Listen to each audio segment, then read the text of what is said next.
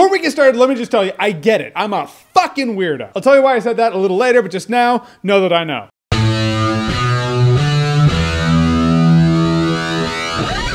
Dunkirk. So Dunkirk is the new Christopher Nolan film. This one is based on a true story. I don't know how true it is to the people it concentrates on for the majority of the movie, but the situational circumstance in Dunkirk among World War II that happened. Basically, there are a bunch of soldiers stranded on a beach. The enemy is closing in. They have nowhere to go. They need off the beach. They got nowhere to go. There's an ocean there that tends to make for trouble. The Germans are bombing the boats. They're bombing them. Looks pretty bleak for these guys. Talking about what I liked in the movie. First of all, the movie is gorgeous looking. I saw it in IMAX, so it does that thing where when an action scene's going down or a really important scene, it's like boom, it just blows out in IMAX. And the movie has some scenes of intensity. Granted, a lot of the intensity revolves around people possibly drowning. Once you see it a couple times, you're like, oh, I got it. People almost drowned. Oh, look at that. Another person's about to drown. And the sound when the guns are going. The first time you hear a gun go off, you're like, yeah, that sounds like a gunshot. It might have been the speaker system of the theater I saw it in, but whenever a gun was going off, those planes were coming in, it does that.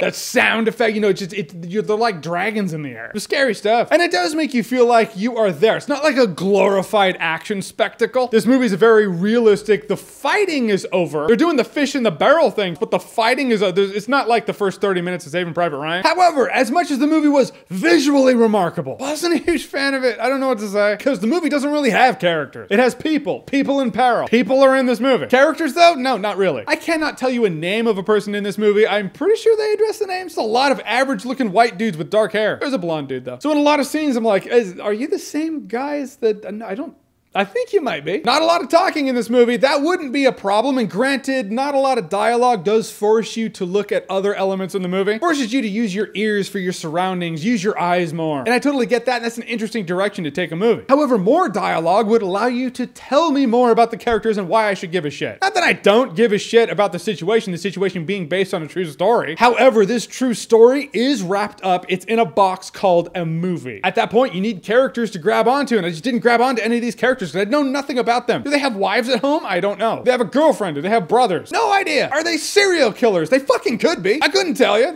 I have no idea. I don't know about anyone in this movie. So I can't grab on because I don't know what we're fighting for here. Life, living, yeah, that's easy to say, but you need to let me know what life this person is going to lose out on if they don't make it through the situation. Then the movie will hop over. It's like, whoa, it was daytime a second ago. Now it's night. Now it's day again. Granted, day is followed by night, which is followed by day. And then you're like, I feel like I've seen this scene before. It's doing the thing where it's showing me the same situation through someone else's eyes. So I'm effectively seeing the same thing twice, 2 or 3 times. But in a world where all these ships look the same, it's not always clear that you're seeing the same thing because the editing in the movie was kind of messy. And as I said, the movie is a very realistic take of survival in a war situation. That's my way of saying the movie's pretty boring. As intense as the intense scenes that were supposed to be intense were intense when the intensity was going down, most of the movie is not that. Most of the movie is things are progressing forward with very little dialogue. And as realistic as you could say that is, that's like someone making a police movie, like a cop movie, the most realistic cop movie ever, and we're supposed to like it because it's realistic, even if it's 90% paperwork in the precinct, because that is most of what a cop's life is. That would be pretty fucking boring. Realistic doesn't necessarily make good. That all depends on why you go for movies. It all depends on why you're going to this movie. And as much as I'm very sure every review and reviewer is going to say the movie looks great, that's not enough for me, and it's never been enough for me to say a movie looks great. A great looking movie doesn't make for a good movie. That's like saying I have the greatest girlfriend ever because she looks great. Yeah, but